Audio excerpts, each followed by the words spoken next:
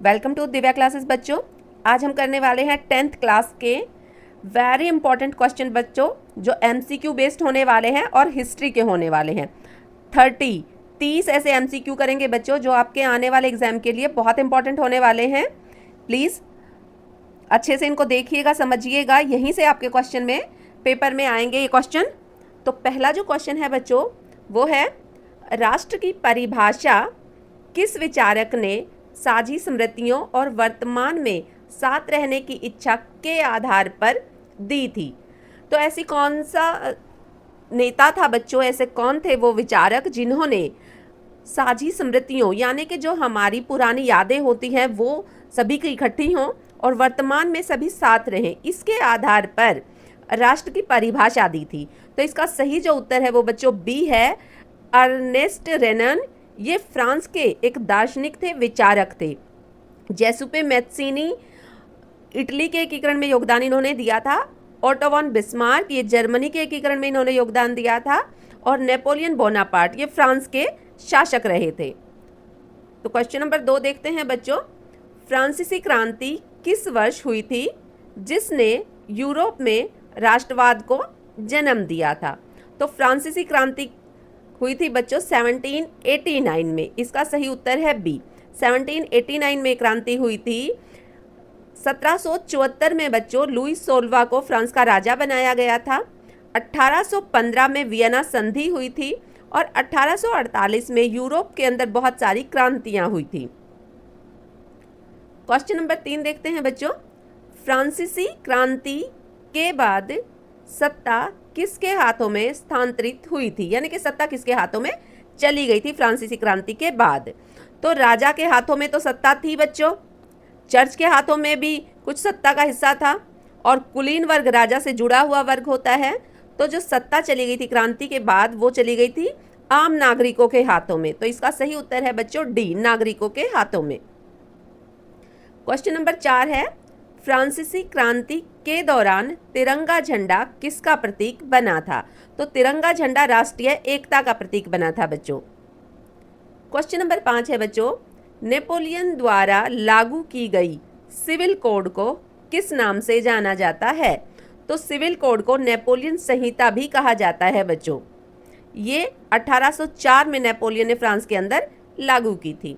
Question number 6 है बच्चों, Vienna सम्मेलन का आयोजन किस वर्ष किया गया था? तो वियना सम्मेलन का आयोजन बच्चों 1815 में किया गया था। 1789 में फ्रांस के अंदर क्रांति होती है। 1804 में नेपोलियन कोड लागू किया जाता है और 1848 में बहुत सारी क्रांतियां होती हैं यूरोप के अंदर। क्वेश्चन नंबर 7 है बच्चों, वियना सम्मेलन का मुख्य उद्देश्य क्या था? तो ये जो सम्मेलन है, ये जो संधि है बच्चों, ये फ्रांस की शक्तियों को कम करने के लिए हुई थी और पुराने जो राजा थे उनकी व्यवस्था को दोबारा बहाल करने के लिए ये की गई थी। तो इसका सही उत्तर है बच्चों सी, फ्रांसीसी क्रांति के प्रभाव को समाप्त करने के लिए, उसकी सीमाओं को समाप्त करने के लिए, उसके वर्चस्व को कम करने के लिए सम्मेलन हुआ था। प्रश्न नंबर 8 है बच्चों, उदारवाद का मुख्य विचार किससे संबंधित है? तो उदारवाद, जिसको हम लिबरलिज्म भी कहते हैं बच्चों, तो इसका अर्थ होता है स्वतंत्रता, आजादी, समानता। तो इसका सही आंसर है बच्चों बी, व्यक्ति की स्वतंत्रता और समानता। क्वेश्चन नंबर 9 है बच्चों, जर्मनी में आर्थिक एकीकरण के लिए बनाए गए सीमा शुल्क संघ को क्या कहा गया? जो सीमा शुल्क यानी एक स्थान से दूसरे स्थान पर जाने के लिए जो शुल्क लगता है, जो टैक्स लगता है बच्चों, उसको क्या कहा जाता है? तो उसको कहा जाता था जर्मनी में जोल्वेराइन, उसको जोल्वेराइन कहा जाता है बच्चों। क्वेश्चन नंबर 10 है बच्चों, इटली के एकीकरण में महत्वपूर्ण भूमिका निभाने वाले नेता कौन थे? तो वो थे बच्चों जेसुपे गैरिबोल्डी। इन्होंने एक रेड कुर्ती, रेड शर्ट नाम से आर्मी सेना बनाई थी, जिन्होंने कई युद्ध किए थे इटली को एक करने के लिए। ओटो वॉन बिस्मार्क जो है वो जर्मनी से रिलेट करते हैं, और रेनन एक दार्शनिक हैं। नेपोलियन फ्रांस के राजा रहे हैं। क्वेश्चन नंबर 11 है बच्चों, 1848 की क्रांतियों का मुख्य कारण क्या था? तो 1848 में जो यूरोप के अंदर क्रांतियां हुई बच्चों, उनका सबसे मुख्य कारण था आर्थिक संकट, बेरोजगारी, गरीबी। क्वेश्चन नंबर 12 है बच्चों, जर्मनी के एकीकरण में लौह और रक्त की नीति किसने अपनाई थी? तो इसका सही उत्तर है बच्चों सी, ओटो वॉन बिस्मार्क। इनका मानना था कि जर्मनी को युद्ध और सेना के द्वारा ही एक किया जा सकता है, जिससे इन्होंने एक सिद्धांत दिया जिसका नाम था लौह और रक्त की नीति। क्वेश्चन नंबर 13 है बच्चों, भारत में आधुनिक राष्ट्रवाद का उदय किसके साथ गहराई से जुड़ा हुआ था? तो भारत में राष्ट्रवाद का उदय हुआ था बच्चों, वो हुआ था उपनिवेशवाद के खिलाफ। अंग्रेजों ने जब भारत पर शासन किया, उसको अपना उपनिवेश बना लिया, तो उसके विरोध में ही भारत में राष्ट्रवाद का उदय हुआ था। क्वेश्चन नंबर 14 है बच्चों, महात्मा गांधी भारत कब लौटे? तो 1905 में तो बच्चों बंगाल का विभाजन हुआ था।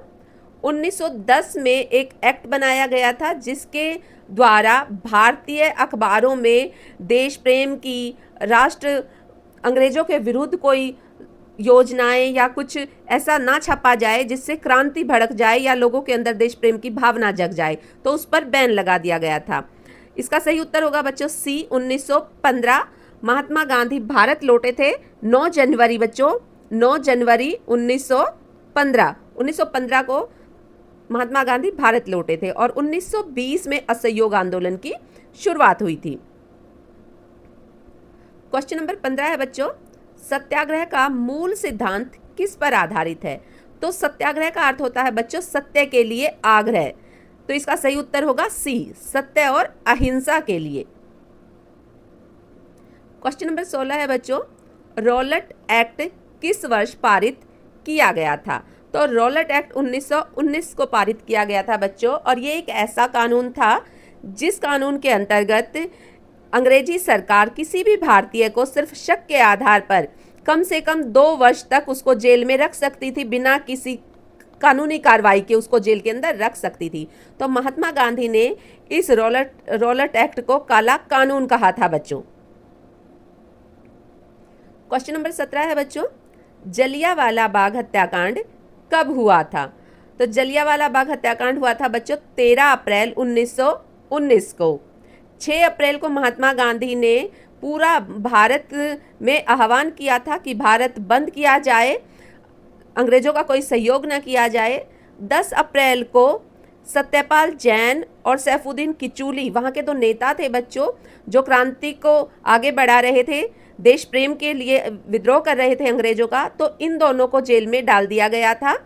और 13 अप्रैल 1919 को जलियांवाला बाग में बच्चों बैसाखी का दिन था। बहुत सारे लोग मेले के लिए इकट्ठा हुए थे और कुछ लोग रॉलेट एक्ट का विरोध करने के लिए इकट्ठा हुए थे। तब ये 13 अप्रैल 1919 को जलियांवाला बाग हत्याकांड होता है जनरल डायर के कहने पर। 18 क्वेश्चन नंबर 18 है बच्चों, असहयोग आंदोलन की शुरुआत किस वर्ष हुई थी? तो इसकी शुरुआत हुई थी बच्चों, इसका आंसर है बी, 1920 में, क्योंकि 1919 में रॉलेट एक्ट पास किया गया था। 1921 में महात्मा गांधी ने खादी को प्रमोट किया था और 1922 में असहयोग आंदोलन को वापस ले लिया गया था बच्चों। क्वेश्चन नंबर 19 है बच्चों, खिलाफत आंदोलन का मुख्य उद्देश्य क्या था? तो खिलाफत आंदोलन बच्चों तुर्की के सुल्तान की सत्ता की रक्षा करने के लिए किया गया था, और ये आंदोलन भारत के अंदर हुआ था क्योंकि तुर्की का जो सुल्तान था बच्चों वो खलीफा के पद पर था, और मुस्लिम धर्म में खलीफा को बहुत ऊंचे पद पर माना जाता है। और खलीफा पर इंग्लैंड ने कुछ संधियां लगा दी थी प्रथम विश्व युद्ध के बाद, जिसके विरोध में भारत में यह आंदोलन चलाया गया था, और बाद में इसमें राष्ट्रीय कांग्रेस ने भी हिस्सा लिया था, इसको सपोर्ट किया था। क्वेश्चन नंबर 20 है बच्चों, चौरी चौरा की घटना के बाद महात्मा गांधी ने क्या निर्णय लिया? चौरी चौरा की घटना होती है बच्चों, एक पुलिस थाने में, पुलिस चौकी में 20 से 22 पुलिसकर्मी होते हैं, जहां पर आंदोलन की भीड़ जो थी, आंदोलनकारी थे, वो उस चौकी में आग लगा देते हैं और उसमें कुल 22 लोग मारे जाते हैं। इस घटना के बाद महात्मा गांधी ने इस आंदोलन को, असहयोग आंदोलन को वापस ले लिया था। क्वेश्चन नंबर 21 है बच्चों, नमक सत्याग्रह की शुरुआत किस स्थान से हुई थी?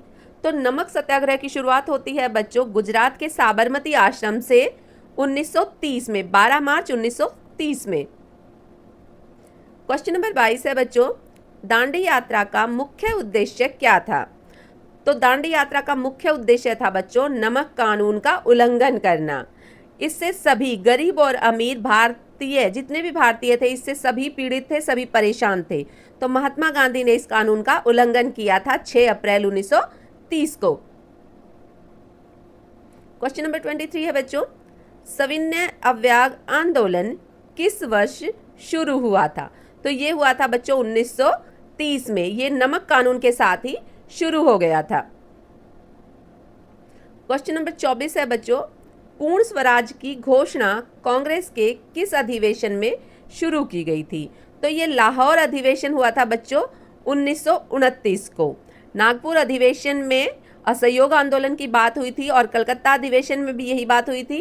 कलकत्ता में 2 अधिवेशन हुए थे, एक 1920 में और एक 1928 में। कराची अधिवेशन हुआ था बच्चों बहुत ही दुख के समय में, ये हुआ था 1931 में, जब भगत सिंह, सुखदेव और राजगुरु को फांसी दे दी गई थी। उसके 6 दिन बाद कराची अधिवेशन हुआ था। क्वेश्चन नंबर 25 है बच्चों, वैश्वीकरण का तात्पर्य किससे है? तो विश्व के विभिन्न भागों का आपसी जुड़ाव वैश्वीकरण कहलाता है बच्चों। जब व्यापार के द्वारा, संस्कृति के द्वारा, ज्ञान के आदान प्रदान के द्वारा विश्व आपस में जुड़ जाता है तो उसी को वैश्वीकरण कहा जाता है। क्वेश्चन नंबर 26 है बच्चों, प्राचीन काल में व्यापारी मार्गों के माध्यम से कौन कौन सी वस्तुएं भारत से बाहर जाती थी? तो सबसे प्राचीन समय में भारत से बच्चों मसाले और वस्त्र दुनिया के सभी देशों में जाते थे। क्वेश्चन नंबर 27 है बच्चों, सिल्क रूट का मुख्य महत्व क्या था? क्या इंपॉर्टेंस थी इस रूट की? तो इस रास्ते से बच्चों सिर्फ सिल्क ही नहीं जाता था, बल्कि वस्तुओं, विचारों और संस्कृतियों का आदान प्रदान होता था विश्व के सभी देशों में।